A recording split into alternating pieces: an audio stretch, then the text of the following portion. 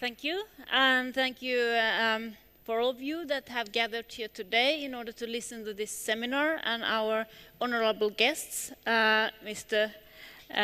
Leandro Mulinari, the researcher from the Stockholm University Criminological Institution, and Dr. Victor Olisa, who is a former high-ranked police officer from the London Metropolitan Police and is also specialized in questions related to the theme of today, and especially how to the effectiveness and methods of police work when it comes to the question of stop and search, which will be explained further in this seminar.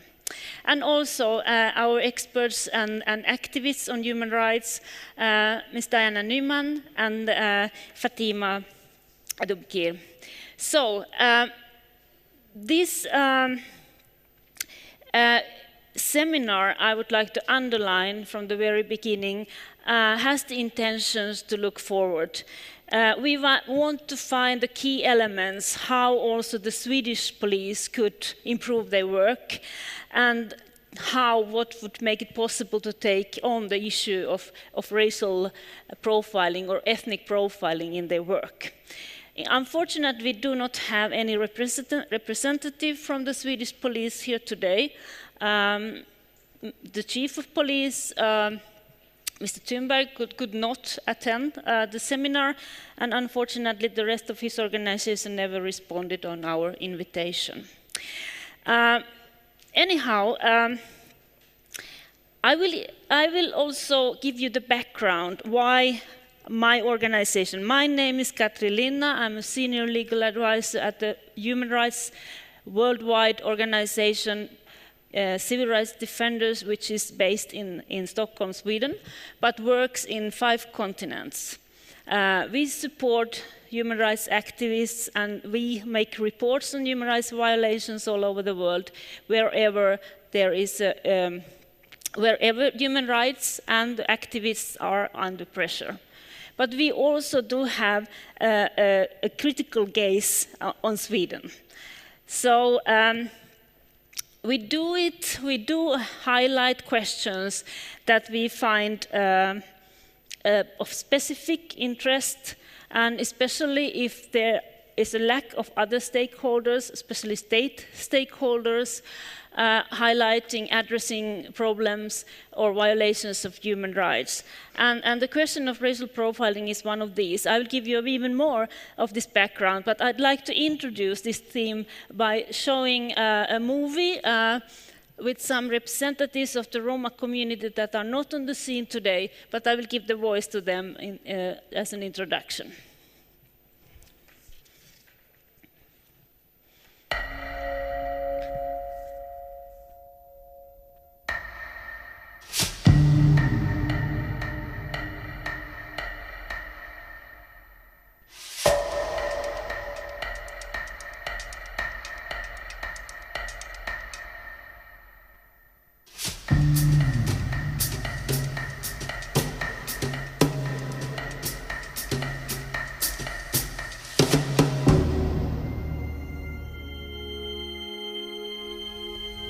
Jag vet inte vad jag ska säga. Jag är så arg. Jag tänkte, shit, ett romskt register. Jag får inte fram. Jag känner att jag kvävs av ilska. Och jag tänkte, det här var inte bra. Det här var inte alls bra, tänkte jag.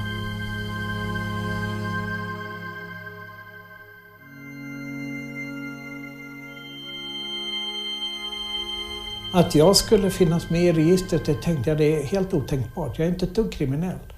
Möjligtvis har jag kört för fort, parkerat fel. Så att det finns ju ingen egentligen anledning att finnas med där. Förutom då att jag själv är rom då. Mitt land har gjort det och det är inte okej. För Sverige är mitt hem, det är mitt land.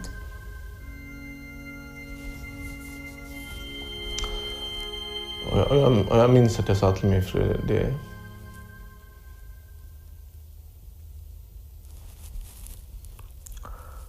jobbigt där.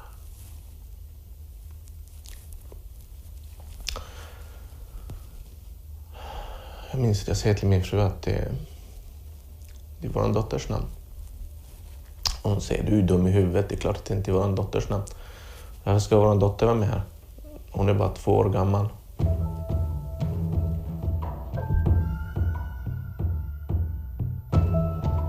Min dotter har levt i Italien i över 30 år med sin familj. Hon har 2 pojkar. Varför finns de i registret? Man får inga svar heller. Så att, varför finns vi där?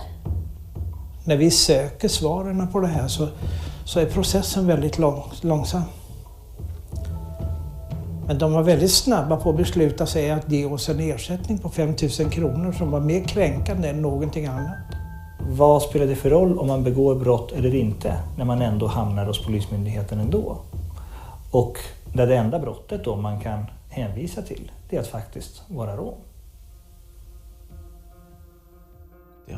Jag har inget förtroende, tillit. Jag litar inte alls på rättsväsendet. Om någonting händer eller om jag behöver hjälp, jag kan inte vända mig till polisen. Det är de som har registrerat mig för vad? Ska man fortsätta att lita på samhället, på myndigheterna? Ska man ringa polisen om det är något? Eller inte? Om jag har känt mig diskriminerad? Oj. Ja, jag har varit diskriminerad många gånger i mitt liv. Jag har tappat räkningen. Det är som jag sa, man accepterar sin diskriminering.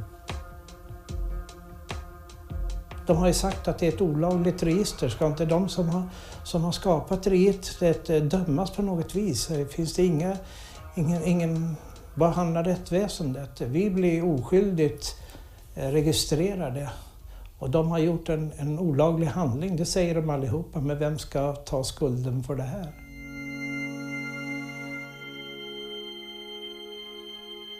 Det kanske inte är så säkert och bra att bo i Sverige längre. Och att ha den känslan att inte veta hur framtiden för sitt eget barn kommer att se ut, det är väldigt svårt. Det kommer jag aldrig över, att de har registrerat min familj och andra familjer. Det är oförlåtligt.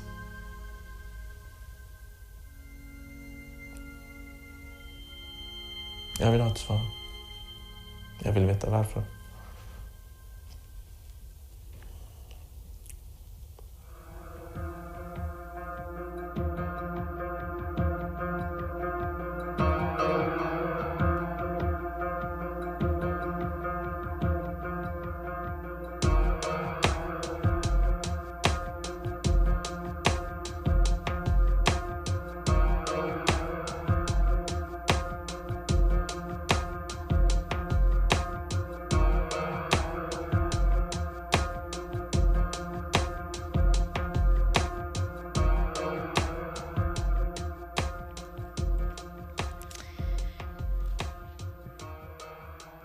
So, the movie you just watched, and the legal action as well, was actually a result of a longer-term development in Sweden.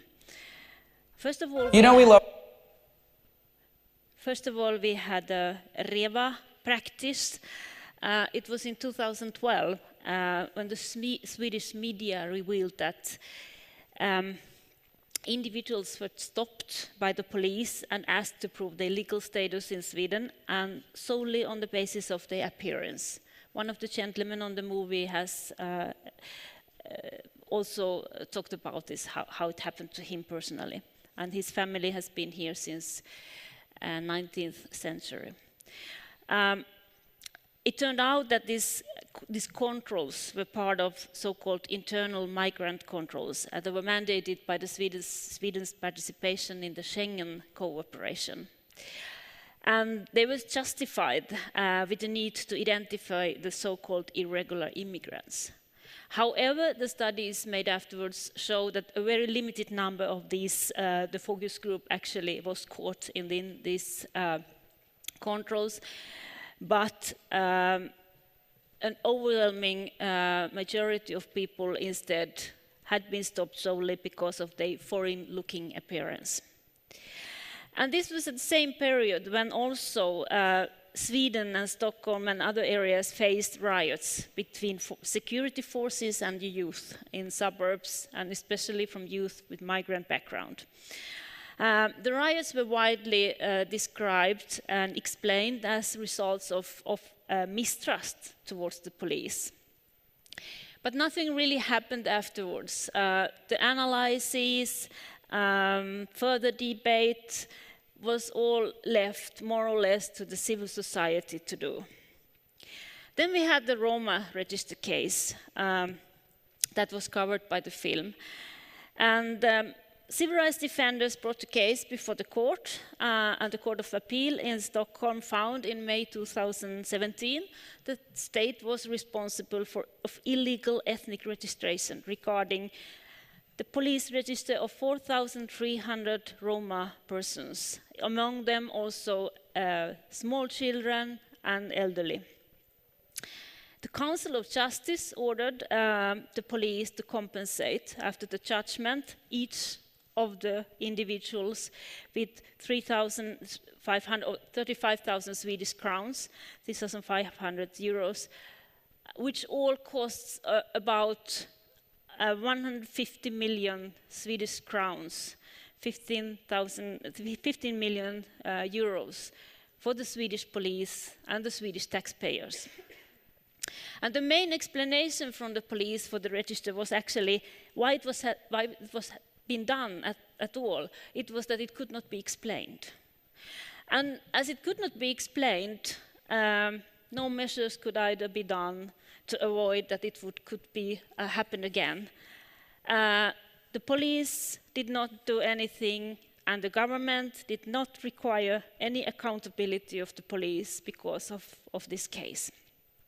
So again, the question was damped down, but still, as we could see in the film, something happens to those that are affected.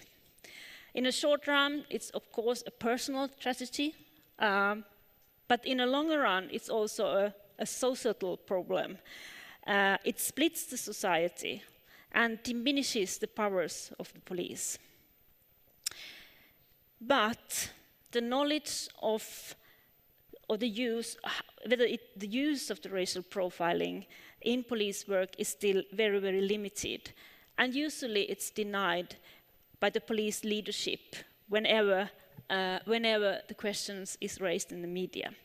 So for that reason, in 2016 already, while the case is ongoing, civil rights defenders started a project involving university researchers in order to know whether, why, and how this so-called ethnic or racial profiling is actually employed in everyday police work, and how citizens practically and emotionally can handle being picked out in that way because of their real or perceived ethnic or racial ethnicity. And we see the study that was made by Leandro Mulinari as the first step forward. So our focus now is to get the police on board, to get them to act and go further. And for that reason, it's really interesting for us today to listen more about Victor Olisa's experiences from UK, where this question has been a very, very update question for the police and in the debate for decades already. So we're far behind in Sweden. But please, now we are happy to hear Leandro Mulinari's findings. So please, Leandro, the floor is yours now. Thank you.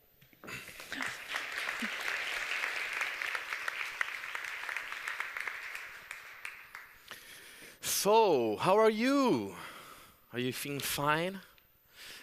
My name is Leandro Mulinari. I'm a PhD student at Stockholm University. I hope you will understand my English. It will not be as excellent as Katri's or the people who will come afterwards. But I hope you will manage. So I have 20 minutes, so I will be very, very brief. This is today's agenda. I will start introducing myself. I've actually already done that. I won't say anything more, except that, I don't know, if you wanted to drink coffee with me afterwards, I would be delighted. Or if you want to email me afterwards and continue talking, I'm very up for continuing the conversation about this topic afterwards, even though we have to go on very fast. So I will then present a short background to the report, say something about what is this concept of racial profiling,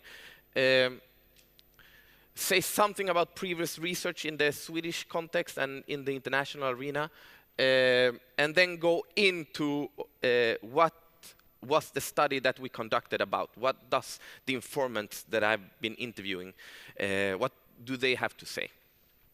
And then I will be very, very fast and giving some final thoughts, a conclusion. So I hope you bear with me. I think Katri summarized it quite well. In 2013, we had this great and big discussion about the Roma register. We had also the discussion about REVA, the REVA controls in the subways here in Stockholm, even though the practice had been conducted in Malmö for a couple of years. We had also the social uprising in Husby, where there was a discussion afterwards about the role of the police, discriminating people there, and being part of the explanation why the situation developed as it did. So that's 2013. Until that point in Sweden, we hadn't discussed the topic especially much about racial profiling. It had mostly, when it had been discussed, it had been, it was like an imported discussion through the war on terror and through the war on drugs, through, in other words, through media accounts about the situation in the US. And then 2013, something happens and the discussion takes off more. So, what is this phenomenon? There's, like everything that's interesting in the academia, there's not a unanimous definition. We have deep and hard discussions within scholars, among scholars, about the definition of this concept. I depart from a very broad understanding of the phenomenon, where it's used as an umbrella term, capturing police practices that reinforce unequal power relations based on race or ethnicity. And that's also why I use the concept of racial/ethnic profiling, because when, for example, when the Roma community in Sweden have been fighting for a very, very long time to be acknowledged as an ethnic minority and have gained that status from the state's point of view. So when they are profiled, it's important to talk about ethnic profile. However, when people who are, when people are perceived as different things, depending on how their bodies are read. So people are black or Latino or whatever. So then it's like ideas about race that come in, and that's why it's important to use, or at least from my point of view, both concepts, both ethnic and racial profile. Anyway, so another important point to make is that from my perspective, when I talk about this, it's not per se ineffective or per se unlawful. We know from Swedish history that practices that target racial minorities have been part of the state's agenda. The Roma register that was from 2000. There's been other registers before in history, so we know that. So that's an important point to make, that I don't see it per se as ineffective, per se as unlawful, even though it also can be. Even though it also can be. Anyway, international research, the main difference between the Swedish and the international context is the amount of data that they have in the US and England. I will not go into the data, what it says, but I mean, if you go into I think Victor will talk about this later on, if you go into official web pages of the English government, then they will show you statistics where they clearly demonstrate the difference in stop and search rates depending on ethnicity or race. I mean, and it's the same in the US. And from a Swedish perspective, I mean, it's like you get perplexed that they have all these numbers. Because in Sweden, I mean, and what these numbers indicate very, very clearly is that police practices are disproportionately used against certain groups in society. I mean, that's the case in the US, that's the case in England, that's the case, I mean, throughout the Western world. And in Sweden, we do not have a lot of studies on this topic, on this subject. There are some important contributions made by scholars. I think the most important one was from 2006, which is en statlig utredning, Rättvisan rättvis, it's called. But I mean, it's been more than 10 years. So, for example, Tove Pettersson, which is a professor in criminology at Stockholm University, she had a study in 2005 where she controlled all registered cases in Stockholm in 2000 when the police had suspect people for drug use. And she shows in her study that the accuracy of body searches for people over 30 with Swedish background is 67%. And then the accuracy for people with non-European background in this corresponding age group is 24%. So, I mean, in 2005, Tove Pettersson showed this bias in police work, in police practices. And BRÅ, unfortunately, there's not been quantitative studies following up on this topic since then, but BRÅ actually made a study,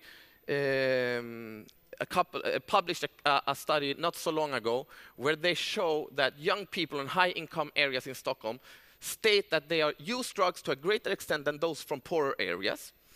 At the same time, they are much more rarely suspected by the police. Young people living in rental apartment, hyresrätter, are 80% more likely to be suspected than youth that live in tenant-owned apartment, i bostadsrätter eller småhus. Okay, so once again, and this study from BRÅ is, I mean, it's about class. It's not about race or ethnicity, it's about class. But I mean, we know how Stockholm looks like. So we know that it's a proxy also for race and ethnicity, these numbers. So there's a lot to be done here, qualitatively and quantitatively. But what we can say is that previous research in Sweden shows bias. However, I mean, these numbers can be interpreted in different ways. So there's a theoretical disagreement how these numbers should be understood. And that's, I mean, it's a classic disagreement theoretically between conflict and consensus on conflict perspectives. I mean, some propose that police attention is legitimately triggered by the criminal behavior of marginalized people, while others maintain that these individuals are subject to biased policing triggered by their marginalized status. I mean, so you can think about these numbers, these disproportionately, from different angles. That's the point I want to make here. I mean, one, of course, is to say that the police are institutionally racist and they have a very big problem. But there are also other perspectives through which you can explain and understand these numbers. So now I'm going to go into to say something about what I've done. I have actually done two different things. One was to interview people who have experience of being profiled, and the other one was to interview police officers to try to understand how they explain this practice. So I did two different things. And I will, because of my very short presentation, I will focus on the second topic, which is the police account. How can we understand this phenomenon from a police perspective? So, but I will first say something about, what is very striking when you, with the experiences of racial profiling in Swedish setting, is the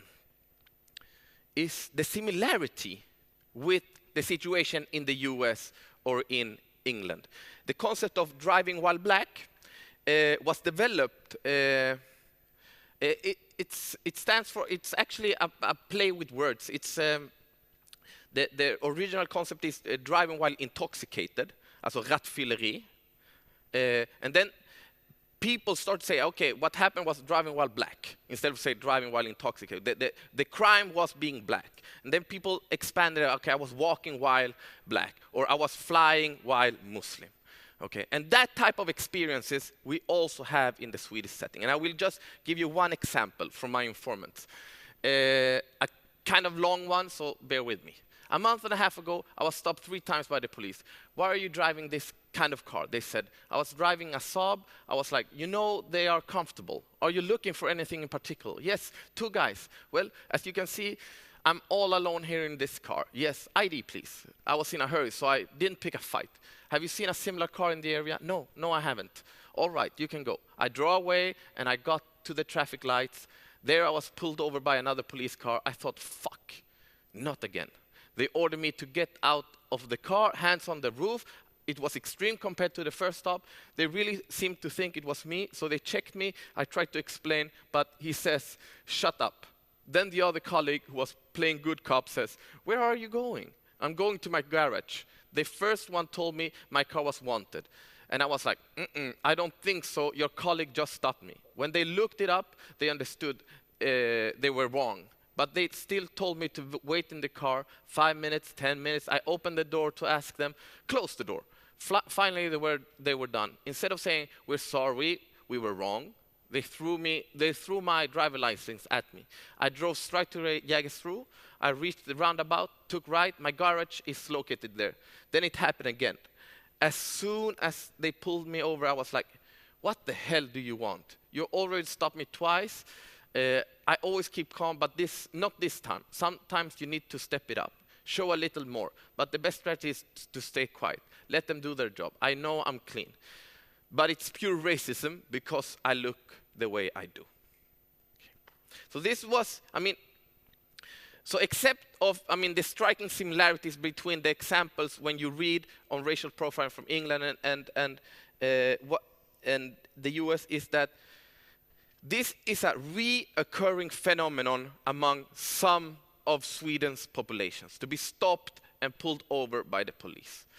And I don't have a lot of time, so I will not go into to all the examples that I've gathered in the report. But these are also accounts that the media from time to time write about, and you can read. I just picked out some examples from Skåne and from Stockholm. Different examples where people are talking about their experience of being stopped when the concept of race or ethnicity is central for the understanding of the phenomenon. And in some cases, the consequence is there's violence, but most of the cases, it's normal everyday stop encounters. There's not a lot of things going on in the stop, and it's more like, but what I want to focus on in these last minutes that I have is, okay, from the police perspective, how could this be understood? And what I've done is that I asked them, okay, I have all these examples. How do you understand this from a police perspective? How do you think about it? And the first thing that happens is a dismissal. We do not practice racial profiling in Sweden. We do colorblind police work. We work with facts, not with race. So that's the first thing that the police say when you confront them about this topic of this phenomenon. So one example, let me draw a parallel to before I became a police officer. I worked at a restaurant. When I drove home late at night in my old Golf, I was stopped several times by the police. It happened more than 3 times in a year. Every time my feeling was, what the hell? This is because I'm an immigrant with dark hair. So this is a racialized police officer working down in Malmö, who before becoming a police officer experienced racial profiling. Okay. What the hell? This is because I'm an immigrant with dark hair. They never explained why they stopped me. At the police academy, I shared this experience. The teacher replied, imagine your working night. There are no other cars, and you see somebody driving around in a scrubby Golf. Obviously, stop it. Your skin color doesn't have anything to do with it. That's not why. I understand this now. It has to do with time and place and behavior. If someone drives badly or does something out of the ordinary, it becomes the center of your attention. If it's in an area where shootings have taken place and weapons or drugs are in circulation, we do extra controls. Okay, so we see here how this police officer changes his view once he becomes institutionalized once he assumes the identity of a police. But the point here is the dismissal. We do colorblind police work. But what is fantastic with academic qualitative research is that you can go further on and dig deeper into what what your informants are saying. So the second thing that happened in these interviews was an opening. Well, of course, there are rotten apples within the police force, just like in the academia, just like there are rotten, very bad teachers, or, parents, or whatever. So there are some rotten apples. And there are people who make mistakes. One example is one officer who said this. The Roma register isn't something I personally came in contact with. I found out about it through the media. When I read about it, I thought, what the hell is this? Who is the idiot responsible? The Roma register made me react. What are they going to do with this information? There is no point in knowing who is Roma. So here, the explanation for this register that we heard about before is some idiot. So it's this long and extremely painful history of the Roma population is reduced to an anomaly here in the argument. It's reduced to these mistakes and rotten apple which are everywhere in society. So, but at least, and I think this is important, at least that's an opening, that's an acknowledgement. Compared to, no, we don't do racial race doesn't concern us. And then you continue digging in the interviews, and that's, again, that's the beautiful part with qualitative research. Then actually some practices are acknowledged as racializing. Then one officer said the following thing. We use skin color as a selection criterion in some situations. If you're going to carry out an internal border control with the police, which the police is obliged to do since we joined the EU, then you simply have to carry out an internal border control. It consists of controlling whether people are entitled to reside in the country or not. You do this on the basis of different things. Maybe you already know who this person is. You know through intelligence that this person doesn't have the right to be here. But if you see 2 individuals in the subway, one a towhead, which means lean tot in Swedish, one a towhead, and the other one looking like you, like me, well, it's not strange that the person searching for foreigners will automatically look at you and not the towhead. So the argument here is that if the politicians tell the police to do some type of police work, it produces a police gaze which divides society and its population in different categories. So some policing practices are racialized. And we can think about other practices which are also racialized, of course. We will probably come into that in the discussion later on. I think Fatima will probably talk about the war on terror and how it's affects Muslims, for example. So anyway, and the fourth and last argument, and I'm running out of time here, so it's not race, its place. And this is opens up for a kind of more complex discussion about racial profiling, which I think is very important to acknowledge. When we know that criminals are acting in a specific suburb, we develop a strategy. We don't care if they're from Chileans, whether they are from Nigeria or Finland. Our action depends on the area. We stop cars, for example. We learn that criminals in a specific area like to drive a certain kind of car. Let's say Audi RS 6. The profiling we do is that we stop all expensive Audis in that area. Okay, so it's not race, it's place. Okay, but what's important here is that this argument, this line of reasoning explains driving while black. Because the guy who I gave you the example, he was driving a Saab, I think. The only problem is that sometimes it's the beautiful, extremely expensive car, and sometimes it's the cheap, rusty, old Volvo who are stopped. But anyway, this argument about place complicates the argument. And we see here Tullverket, who produces strategies of which mail to control that comes from abroad, depending on place, which of course has effects on race, because Stockholm is a very segregated city, and extremely segregated. Sweden in general is extremely segregated. So final remarks, I think the experience and consequences of racial ethnic profiling documented in the study are central to keep in mind in times when, all we hear from the police, from politicians, not police actually, on a political level, is more repression. And we have to acknowledge the damage that practices of racial profiling are making in our society. And with that, thank you so much.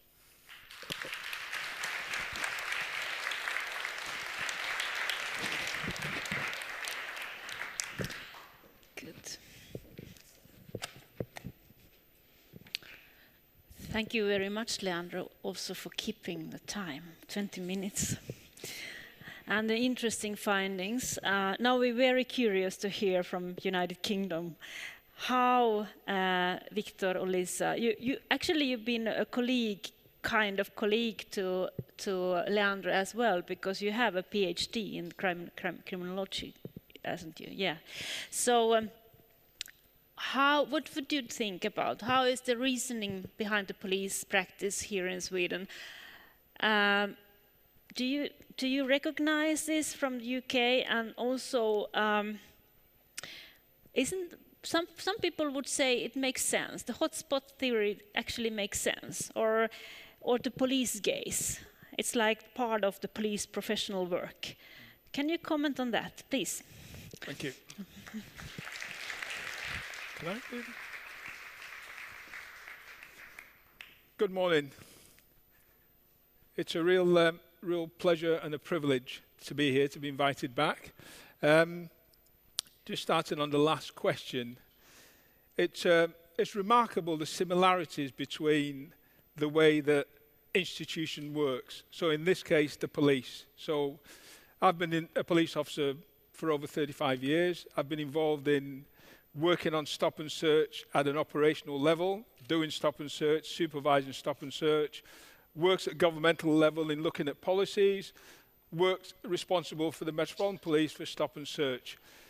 And police behaviour and the way they do stop and search, the way we supervise stop and search, and the reasons that we give behind some of the explanations, Leandro's work is a reflection of that. So 2 different countries, 2 different circumstances, the people who actually work in the institutions behave the same, produce the same results, have similar explanations. It's really, really interesting, but also important.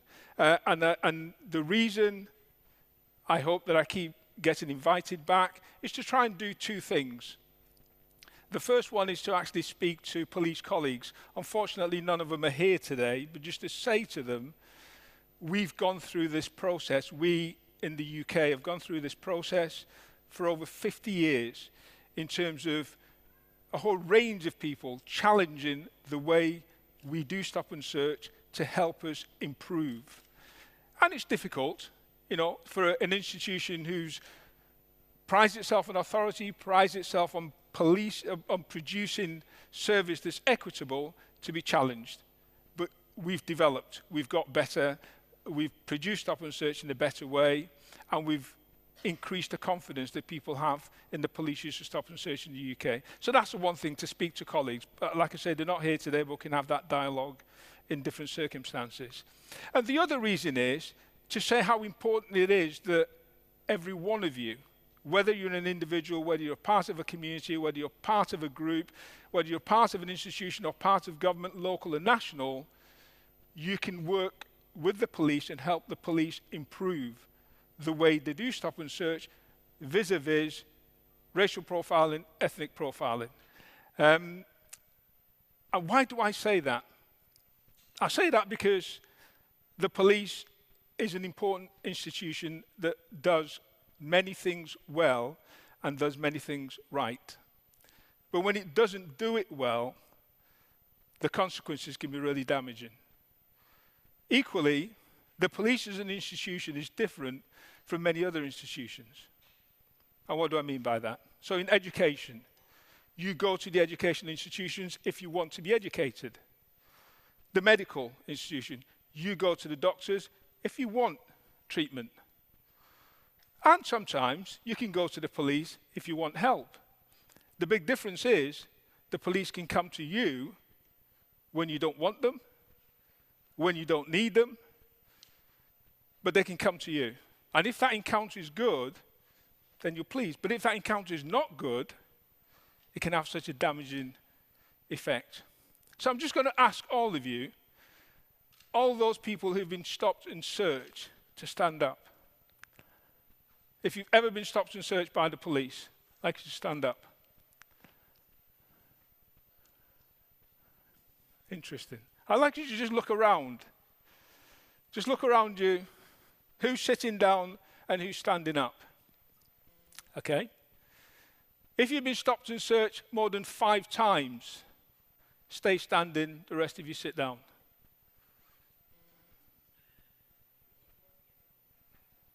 Five times, any time in your life. Yeah? Not 5 times in a day, but 5 times. Okay. Thank you. Please sit down. Let's just go back to what Leandro's saying. I'll go through the presentation. We talk about race. We talk about ethnicity. Sweden, like most European countries, don't talk about race. Don't talk about ethnicity. You don't even get into a position where you document differences in ethnicity, but we do. But if I just ask you just a short-term memory, just to try and remember those people who stood up, they've been stopped and searched. There was one striking difference to those people and the people who sat down. Other than the obvious difference in terms of gender, there was difference in visibility. You look different. So when police are actually doing things like stop and search, police officers don't have any superhuman sensitivity to actually say, I can spot a Muslim, I can spot a criminal, I can spot. Yeah, it's visibility. You look different. And if I was to say for the vast majority of you who did stand up, you're probably Swedish. So nationality is not an issue, but you look different. And that's the attraction to police to you. There's I've modified that. Policing, the saying goes, policing are the gatekeepers to the criminal justice system. So your contact with the police could dictate whether or not you get put into the criminal justice system. For the talk today, I've just modified that. Police are the gatekeepers to your life chances. Let's just think about the Roma register. For many of those people who spoke on here, never committed any crime. They're not on the register because they've committed a crime. And one guy said he might have had a bit of speeding. But the 2-year-old hasn't committed any crime. But what does that do to the 2-year-old's life chances as they grow up, as the police do a check on them? Probably because they're playing football and kicking it against the wall when they get older. Probably because they're with their friends on a Friday evening hanging around somewhere. and the police come and stop them, ask their names, oh, you're on the register. Do you think that's a positive outcome? I don't think so. But you can have an impact on that person's ability to move on to life and actually realize their potential. And that's what I mean by the police could be gatekeepers to life chances. Absolutely important. And as I was saying, you don't have to go to the police, but the police can come to you. And if that encounter is not good, the consequences could be damaging. And for this talk, I've just listed some things there, the things that police could affect positively and negatively in the different articles to human rights. Your right to life, your right to liberty and security, respect for your private and family life, protection from discrimination.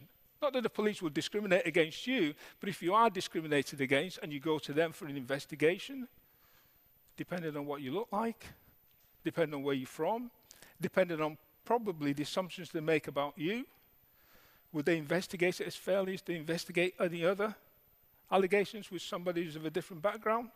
Just a thought. In the UK, the study into policing goes back to the early 60s. And if you ask police officers what it is that they do, probably 99% would say, we're crime fighters. We fight crime. But those early studies show that working with police officers, looking at their activities, is that police officers spend more time keeping the peace. So the sociological researcher going back in the early 60s described the police as peacekeepers, officers who keep the peace. Police like to think they're crime fighters. And, you know, police officers do deal with crime. And I'm sure it's no different in Sweden, but in the UK, if you look at the activity that police officers carry out, probably 20%, at most 30% of police officers' time is spent dealing with crime. So crime is not the main activity that police officers do. And the other thing that police officers do as well is to keep the peace. And in the UK, we'll call it the Queen's Peace, breach of the peace. So making sure that environment, society, public place is safe. People are not rowdy. People are not drunk and singing Christmas carols in June. So so those are broad things that the police do. But the real challenge for police officers is that people expect them to do everything. So you get locked out of your house. Who do you call? You call the police. You lose your car keys. Who do you call? You call the police. So as one researcher said, the things that police feel they have to do is something that should not be happening is happening, and that thing that somebody ought to do something about. So when you're not quite sure, when communities are not quite sure, when individuals are not quite sure something's going wrong, I'll call the police. There's a noisy party going on next door, I'll call the police. So for that reason, the police feel that they have a responsibility to do lots of things that society wants them to do. And that puts them in a difficult position because you almost expect them to do a whole range of things. And you judge police on their ability to respond to your call to stop a noisy neighbor, and also respond to your call to solve your property being stolen. So that means people call the police more often than they should do. But the police do their policing predominantly in public space. And I would say that public space is contested space, because different people want to use it for different reasons. You know, if you're from a particular cultural background, you spend your time in public space. You spend it with your friends. You enjoy it. You want to be there. If you're a particular area, taking Leandro's research study in a middle-class, wealthy area, they want their space to be private. They don't want somebody who doesn't live there, young people who are rowdy, to come and hang around their space. So it's contested space. And you ask the police to protect that space. Whether it's for us to play, whether it's for people who are rowdy who shouldn't be there. But that's where police do their work, in public space. And they do it for a whole range of reasons. So whether you call them to investigate a crime, or somebody suspicious, or somebody who's committed it, whether it's the government have a particular concern for migrants. There are people who are actually wandering around a particular area of our town who do not look like everybody else. They might be there to commit problems. They might be there to steal things. And we have, as an example, what I describe as moral panics. The register is one, if we talk about Sweden. In the UK at the moment, there's lots of conversation about youth violence. Young people injuring each other, killing each other, stabbing each other. So the media talks about, a proliferation of youth violence. But if you look at the data, it's not just young people who are killing young people. There are older people. But it ends up into a moral panic. There's a disintegration of young people in the UK killing each other. So the government have initiatives. And one of the initiatives at the moment is for the police to do more stop and search. Stop and search will not solve the problem of youth violence or violence on the streets. But there's a panic, something needs to be done. The police go and do some more of these activities.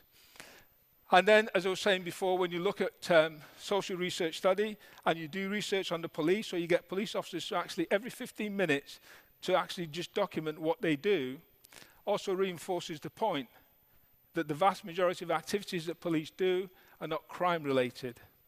And that study has led to one criminologist describing the police as a secret social service, because they do things that actually help society, but not with crime fighting. And these are all important, because when we get to the things we're talking about stop and search, disproportionality, ethnic profiling, racial profiling, then you can see some of the thinking behind why police get to that position where the practice is not as equitable as it appears. So this is another quote from a researcher who says about, because take what I'm saying, police are secret social service, you want them to help you. Whether you become a victim or not a victim, where you're concerned.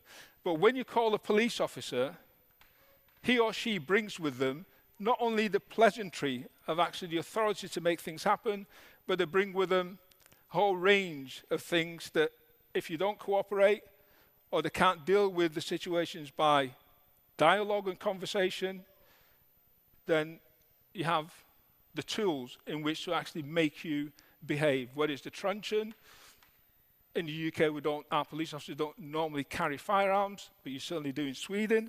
Whether it's those equipment that forces people to comply, or whether you call a lot more police officers to deal with it. So behind the conversation, the persuasion, when the persuasion fails, then remember that the police have the legitimacy to use force to make things happen. And if you put that under police culture, and this is again, study in the UK, but certainly no different from here, the culture of policing is police officers see themselves as the work as dangerous. So initially you've got to protect yourself in what you do. Whether you call in someone to deal with a noisy group of young people, whether you call in to deal with a domestic violence, there's element of danger involved in them because it's unpredictable the way people would react. But also there's the authority of the officer, the authority that they bring to the situation. And those are important. And all these elements are part of police culture. A mission to help society to do things right. Policing is seen as a machismo, tough occupation that you need to deal with forcefully, and there's no negotiation. But there's also the element, because of police work, because police see communities actually isolating them, it's a them and us. As police officers, we understand each other, but certain sections of the public don't understand us. And it leads to this notion of categorizing them and us. And some of the them, the people describe as them, are some of the things that we describe here as police property, rubbish. So if I go back to the UK, it'll be the homeless, the drunks, the vagrants. And over the years, certain other people have been added to that category of rubbish and police property. And my explanation could be the Roma register is probably a category of people who have actually put into that them as rubbish. Because who advocates for them? Yeah? The community, the government probably think these people are problematic. Society probably thinks these people are problematic because they're more dysfunctional than functional. So who do you want to deal with them? Let the police deal with them, so you don't advocate for them. It may well be in the UK, you put young black men into those categories because their lifestyle, their behavior is one of violence. So you put them in them categories. And when you then ask the police to deal with particular things, then maybe they deal with those groups in a way that they won't deal with other groups, but nobody's complaining too much. But in order to do all these things, police can't enforce every single law. They use discretion. And discretion is important. So if I go back and use one of the examples that Leandro gave, the explanation by the police officers of place, we stop every Audi RS6. That's fine. But imagine if two situations. The officer stopping Audi RS6 has got two young black men in it. And the officer stopping another Audi RS6 has got two young white men in it. So the police officers have to make a discretion. Who do you think they're likely to say, where did you get the car? What work do you do? How can you afford it? We're going to search to see if we find any stolen goods. Who do you think they'll probably say, oh, nice car. Have a good day. Drive off. Police make discretion. So you might carry out an activity in a place. You might do it. You might not see who's in the car when you stop it, but it's after you've done that stop, it's the action afterwards where discretion comes in. And that's a conscious thought. Where do you then formulate the decision that we're going to continue talking to these people, we're going to ask them intrusive questions, but we're going to say to a group of other people, I expect you to be able to be in that type of car, so it's okay, you can go ahead. So these things, discretion is important. It's important to understand that sometimes police officers make rational decisions, pragmatic decisions, which are inaccurate. So let me use a UK example. If police officers stop, there's a part of the UK in the centre of London called the City of London where you've got a financial centre. And on either side, north, south, east, west, you've got ethnic minority communities and people drive through. So if police stop a car that's full of 3 young black men, they will stop them, they will search them, and if they say, I can smell a bit of cannabis, then there's intensive search. They might take those young men to the police station to strip search them. But what also happens in that square mile are the powerful men who work in the financial institutions use Class A drugs in the big establishments, and they carry it around with them. Now, do you think the police stop those powerful men for Class A drugs? I'll leave that to you. So these are some of the things, are the police fair in what they do? Leandro's presentation leaves you food for thought. Just some data that we have in stop and search. And this, I've finished in 2 minutes. And this just gives 2 things. So Leandro's figure shows this particular year, 2016, 2017, where just under 300,000 people, 298,000 something, were stopped in that year. These figures are the different ethnic groups per 100,000 stopped. And if you just look at the bottom here, what I've tried to do here, just on the bottom, so in 2009, 2010, in all the stop and search done in the UK, if you're a black person, you're 6.5 times more likely to be stopped if you're a white person. And over that period, the number of stop and search has gradually gone down to just over 300,000. So in 2009, 2010, it was probably about 700,000 stop and search done throughout the UK. So it's gone down by almost 50%. And each year it's gone down gradually. But the remarkable thing is, as the number of stop and search goes down, the level of disproportionality goes down till it gets to a plateau and it leaps up again. So even though you're reducing the number of every single category stopped, the level of disproportionality gets to a level where it shoots back up. Just think about what I'm saying about discretion. Just think about what I'm saying about thinking. Is it a conscious way of policing that looks at, in this case, black people and Asian people, and you continue to stop them more? So there's been, I say, a number of years I've been involved in stop and search. There's been this driver to get the police to use the powers properly. And there's a whole range of things that have driven us over the years. Community displeasure. Sometimes it leads to public disorder. 1982, riots in South London because the police used to stop and search. Sometimes it's public inquiries. That's a result of the public disorder. Sometimes the police want to improve their performance because they want to keep stop and search, so you want to improve it. Sometimes there's a moral imperative that this is not right, it can't be right. For a social institution, behaving that way can't be proper. So my message to you is what I started off with. We can all help in actually trying to get the police to improve their activity, improve their contact, because it's a benefit to the police and it's a benefit to the community. And some of the things that we can do here, civil society, individually can play a part, academics, you can actually play a part, and having conferences like these, where we have a discussion and share ideas, can play a part to try and help this really powerful institution to deliver policing services that's equitable to everyone. Thank you.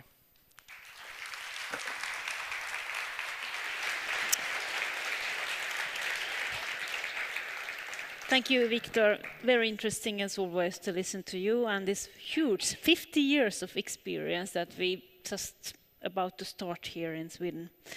Now I would like to give the floor to our real experts, Fatima and Diana. Please come to the scene. And the questions naturally are about whether you can share this picture that was given by Leandro and Victor, and also can you say the part that was left that is also within the study but was not possible to cover here? Or you may stand now, yeah.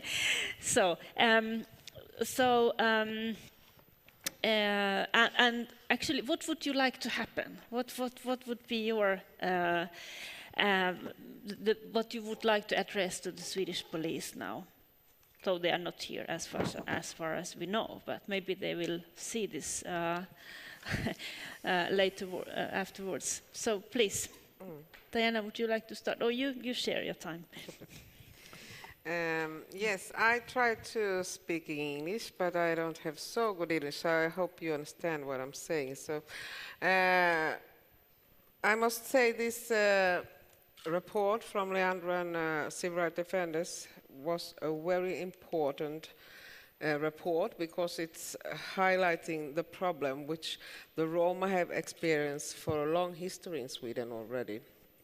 And so I have myself experienced this from my childhood, this stop and search, because we Roma always knew.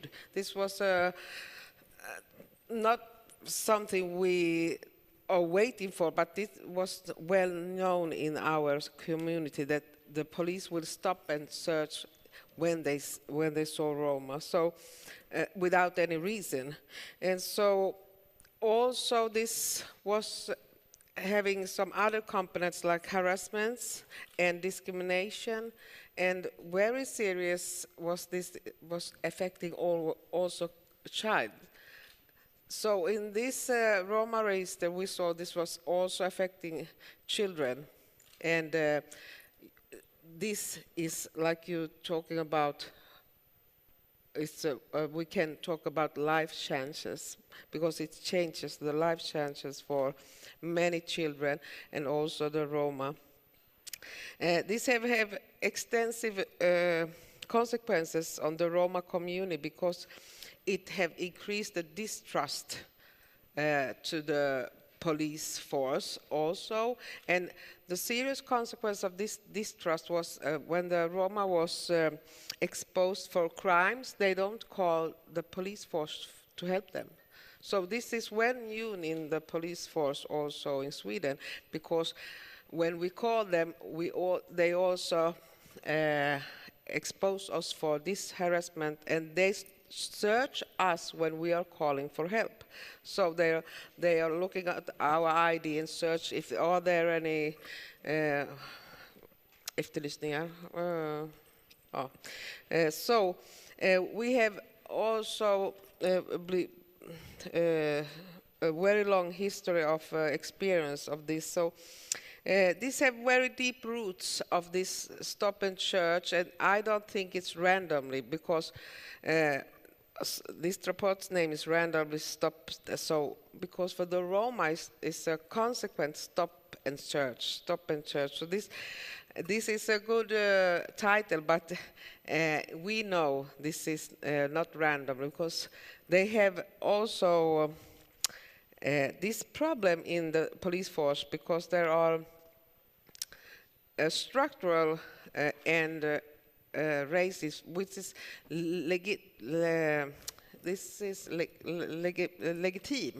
in this force. So I think what must happen is the government and the police, the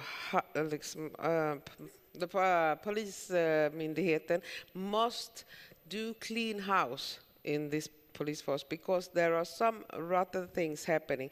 And I know this registration of the Roma was something we knew for very, very many years. There were registration of the Roma, but this shows a sickness in the police force that must be dealt with in a way of, we are talking about legislation, and you must clean up this discrimination, because this is about discrimination and racism. So I think it's very important that we spot it, what it is. It is racism and discrimination, and we must talk about it with these right names.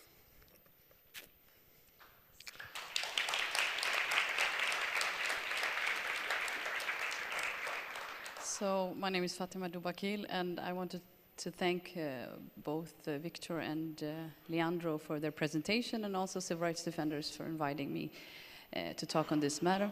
And always happy to talk with Diana, because she's worked very hard when it comes to the Roma community and racial profiling. Before I answer the question, I would like just to address the three topics, the three areas where the Muslim community in Sweden are facing racial profiling. So the first one is security at the airport.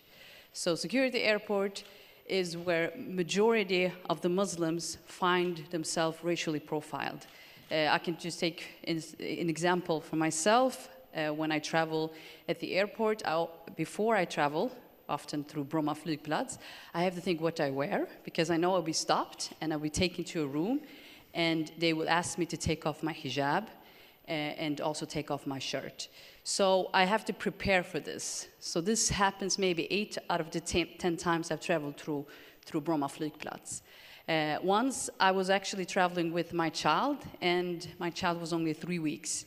So they also searched his diaper. They made it the metal detector through the diapers, so they will check. So when it comes to the Muslim community, the airport is a huge problem. Then we also have the problem of the racially segregated areas where the majority of the Muslim live. So it's also what Leandro talked about in his report, is the harassment, the constant harassment from the police.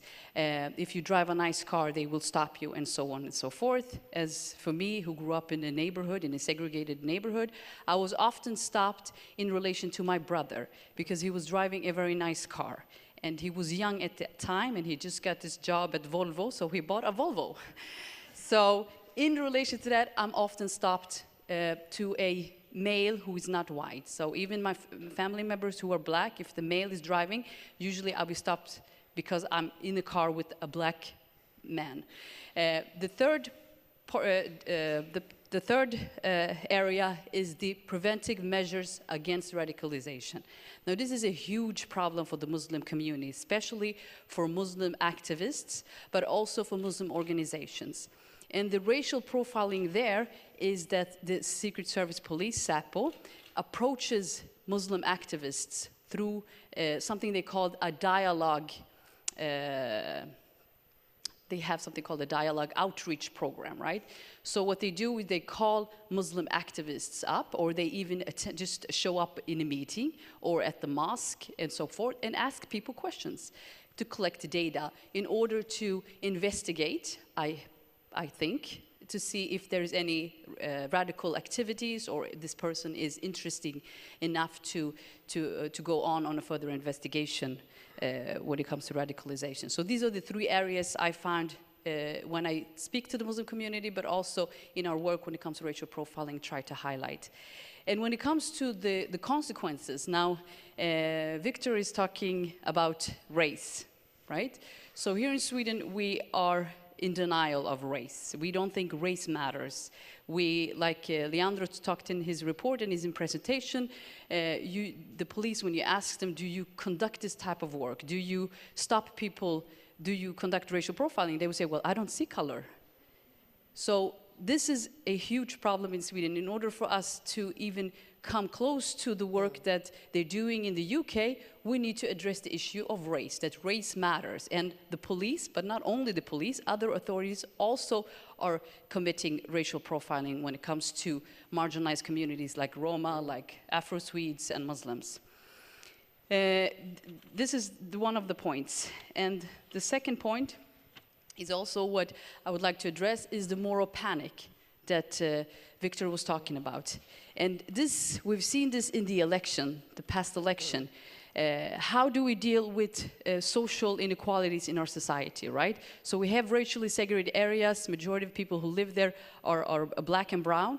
So every political party's program when it comes to dealing with racial inequalities is what? More policing. So the tension between the police and the people who live in these neighborhoods is already strained because the young, often young males, feel harassed by the police. So if we're sending more police to deal with racial inequalities, then the situation will probably only get worse, I think. The other thing is the moral panic when it comes to terrorism and counterterrorism. Every political party and also in the political discussion in Sweden has been what? We need more preventive measures against radicalization. So how do you think, and police, not only the police, but also other civil persons who works at the civil society are supposed to collect the data and give this data to the police. So they have to commit racial profiling, right? In order to collect this data. So they have to understand, okay, this is a Muslim, but this Muslim also is an activist. And this Muslim also is critical to towards the political structure in this country and so on and so forth. So this moral panic is not helping this problem when it comes to racial profiling. I think it's also just increasing it and making these communities just more worried of being harassed and also being surveilled by the police. So these are my points.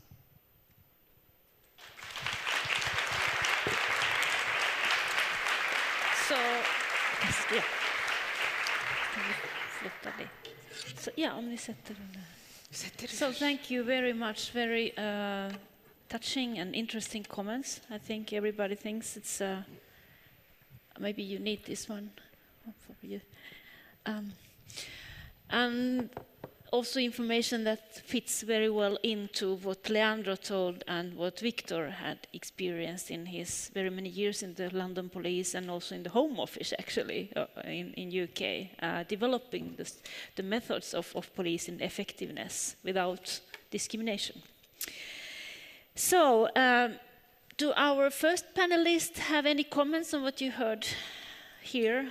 Just, if you want to give the comment. As I said, I think the similarities between the results that the police get here to the results that the police get in the UK is remarkable. Particularly if you look at the social context of Sweden, the Swedish people, the history of Sweden, you'd expect it to be very different. You'd expect the institutions to be a lot more enlightened, and you'd expect the outcome to be vastly different. And one of the similarities that still strikes me is how difficult it is to get the police to engage in the discussion.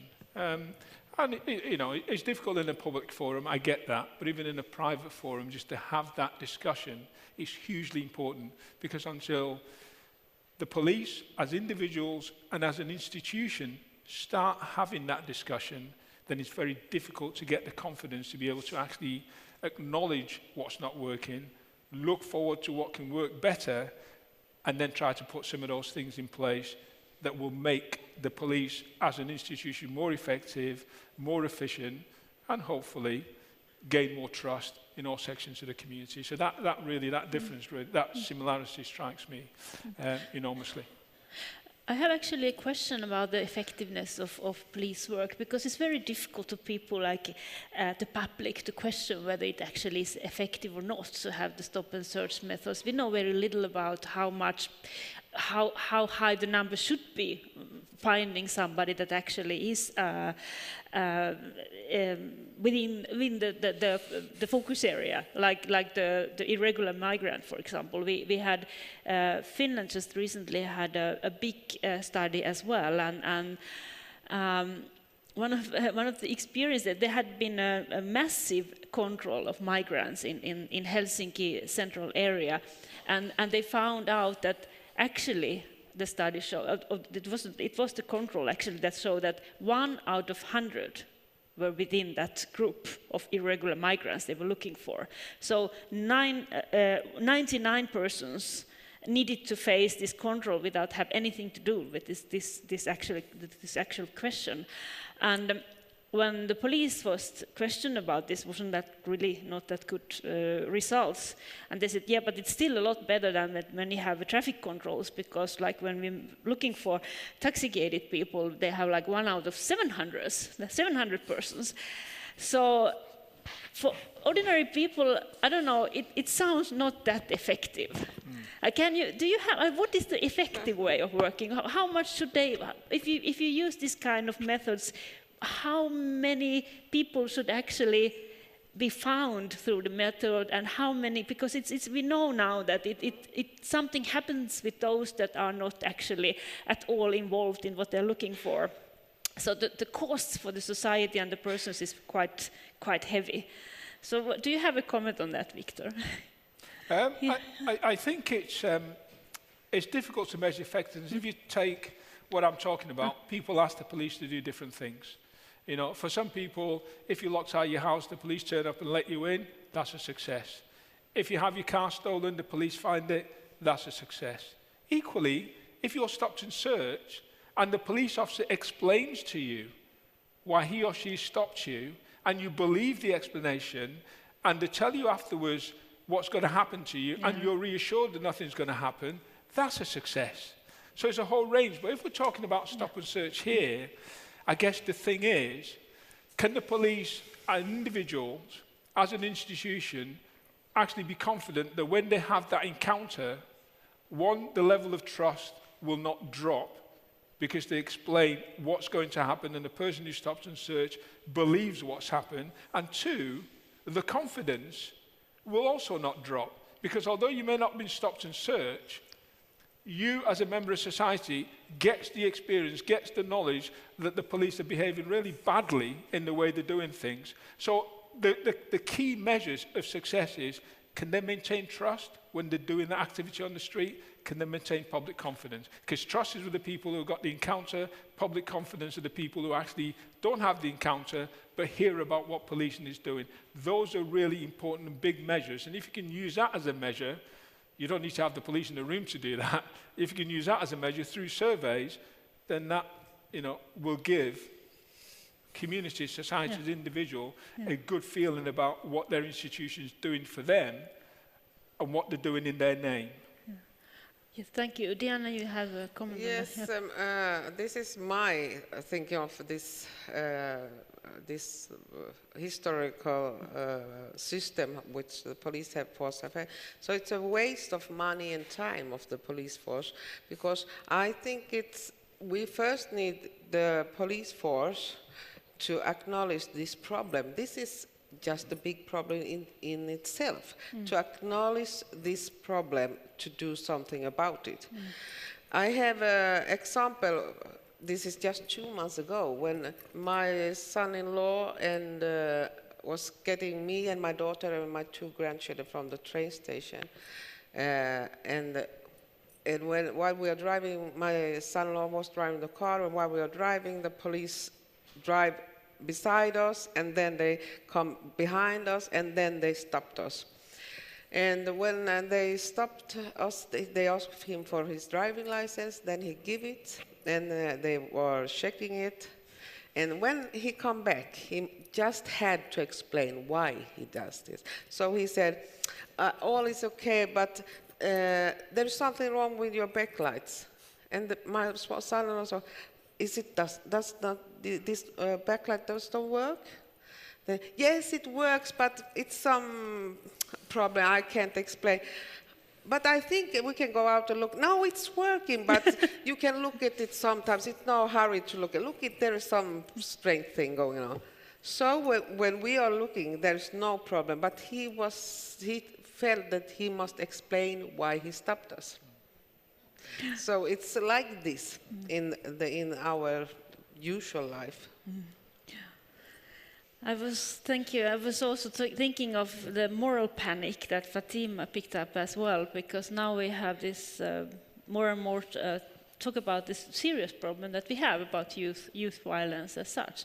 But I'm a little bit afraid, and I'm really sad that they won't hear your knowledge today, because from the police side, because I think there's a risk that the simple way would be more stop and search in the areas where this actually is happening. We already know it's more security cameras, it's more about control that actually has an impact on all people that are really innocent, just they happen to live there. So instead of feeling the protection of police, you have the feeling of control, I think. So before we can have questions from the audience to our panelists, but do you have any comments, Leandro, from your side? I actually had a comment on this concept of effectiveness. I mean, what is effectiveness? And I think what is important to acknowledge is that for some it can be very effective to stop all Romas driving in a car. I mean, if you're not Roma, then you're not bothered. And I think we have to acknowledge that and if you don't live in a segregated area, then maybe it's effective I mean, because you're not affected, that's the point.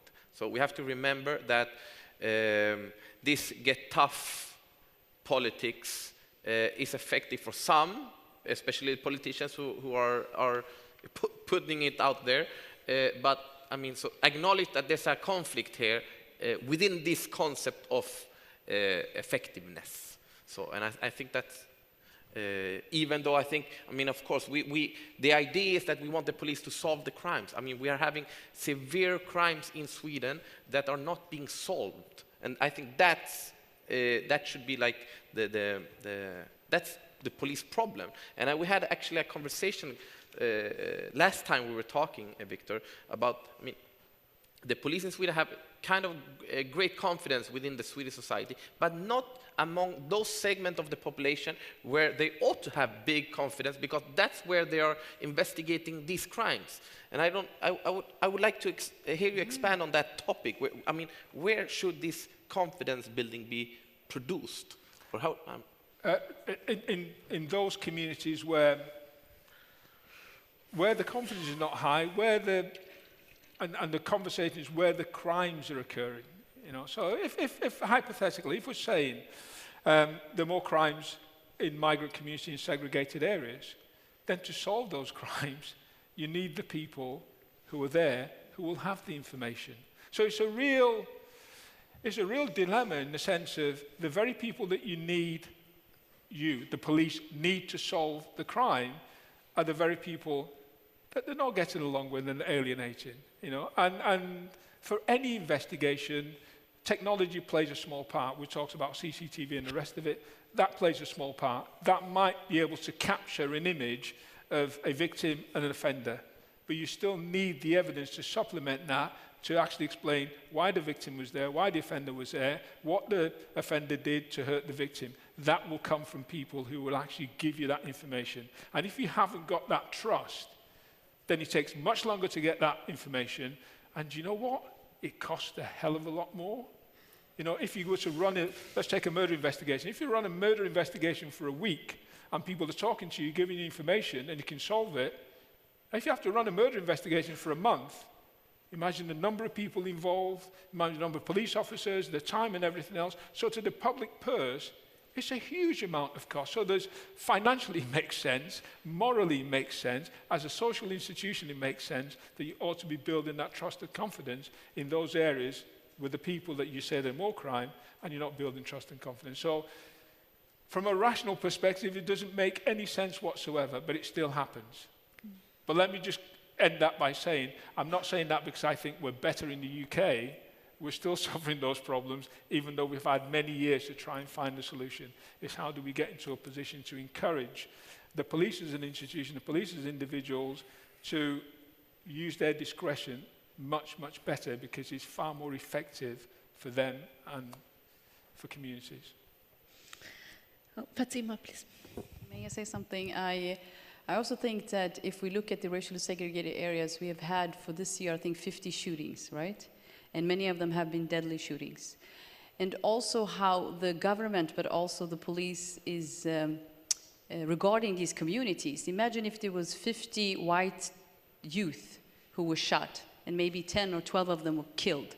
There would be a national uproar about doing something about these children who are dying from crime and so on and so forth. So it's also because it's our communities, and I think you said it, because we don't have anybody who's advocating for us, right? So that's why you also can hear these very bizarre things from the politicians, like sending all our problems, more militarization towards the communities, more policing. The police is not going to solve all the problems. We also need political reforms and so on and so forth.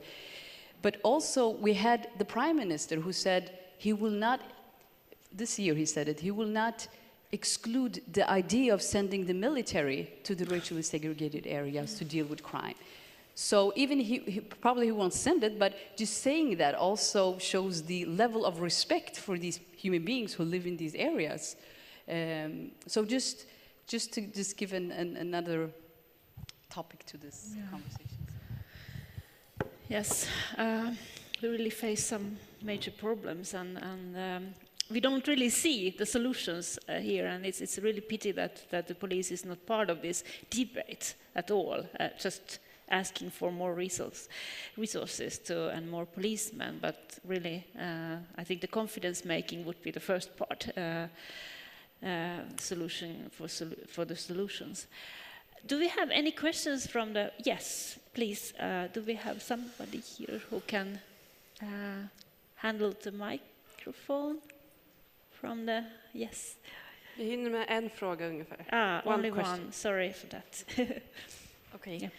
I'll try to make it relevant. I'm from Denmark and I'm a community worker, and I think as a brown feminist and as a woman, I think it's a problem as well that all the programs that are supported within the communities are very much focused on how we are liberated from our culture and our black background.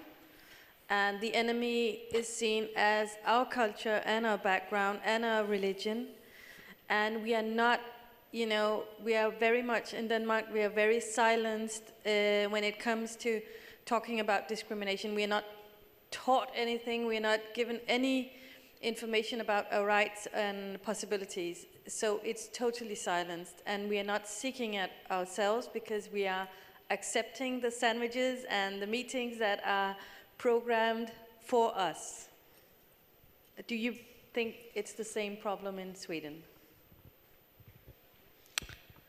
Do you have any comments here from Fatima? Thank you for your question. Yes, of course. Of course, in the sense of, yes, the problem is not, the question of discrimination is not the topic of the majority of the society, no.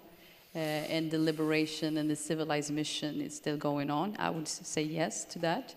When it comes to Sweden, though, when it comes to racial profiling, the Swedish Muslim community, there were 13 organizations who wrote a shadow report to the Racial Discrimination Committee this year, together with the Afro-Swedish Association, and also civil rights defenders wrote a report dealing with racial profiling. And we went to the UN, and also in order to make pressure on Sweden to deal with racial profiling. And they actually said that the Swedish government must end racial profiling, combat and prevent racial profiling. So for us, we always try to be active and proactive, but also try to find solutions. So even though I feel what you're saying, but we also try to find ways of dealing with racial profiling and structural discrimination that we are facing to be proactive. Okay, I'm sorry that we don't have more time to address questions from the public. I'm happy to see that you had some questions, and I'm really sorry for that. We need to finish by 12, so I'd just like to give our panelists not more than 30 seconds each to have a concluding one-liner about forward-looking. What should be done now? What would be the most important thing? Diana, please. I think there must be tougher ways to talk about this and make the politicians to take this in their matter, and you must acknowledge this problem first. This is the first step. And then I think we must claim zero tolerance in the police force because this is a handle of discrimination and racism in the bottom. So there must be tougher demands on the police force. So I think this is a problem from the politicians where they're getting messages this is okay. Thank you. Fatima, please. Well, I think the elephant is in the room, so I think Sweden will, it's in the future, I think, also to talk about race and race matters and the racial profiling as a part of a problem in our society. So I think it's in the future. And I think it's also very important for minority groups to be activists in this when it comes to racial profiling, but also produce NGOs to produce these types of reports and keep this issue alive. I think they will make probably change in the future for us. Thank you. Victor, do you have advices for us in Sweden? Yes, we've talked about the police today, and the police can't solve the social issues of ethnic profiling, racial discrimination. But the police play an important role as an institution in actually who gets dragged in and who gets supported when there are victims and when they're supporters. And the message is, we, the police in the UK, have made enormous progress in understanding, developing, changing our practices and making it better. Sometimes it's taken critical incidents to force us to change. Whether it's a riot, whether it's a murder, whether it's a bad investigation, but we can change. And the message is, you don't only need specialist group to get the institution of policing to change. Everybody can play a part, from actually encouraging the police from the things that they do well, and as you rightly say, holding them to account and getting them to actually take responsibility when they're not doing things well. So if everybody plays their part in supporting and holding to account, the police can change and can improve the way that it works and the way it interacts with communities. Thank you. Leandro, last words. I think that you all said it beautifully, so it's a privilege to have the last words after these people. But I think, if I'm going to end up in a positive light, I think what's very obvious is that at least compared to 10, 15, 20 years ago, we're starting to discuss and acknowledge these questions. There are a lot of more activists around discussing the questions of race and racism and racial profile, etc., etc. And I think that's very, very positive, because change will come from below. That has history taught us. So with that, Thank you. Thank you all, and thank you, dear audience, for coming here today. As for the report, you find the hard copies. Some of them you have at the entrance here, unfortunately only in Swedish so far. It will be translated into English before Christmas, and you will find it on our website then at least. You can also find more of them in the exhibition hall, where we have a table with other reports as well from civil rights defenders. And just to conclude with, you had some doubts about the name, randomly selected, was it really? And actually we had a discussion whether we should put a question mark over there. So now it's up to the police whether there should be a question mark or not. Thank you, everyone.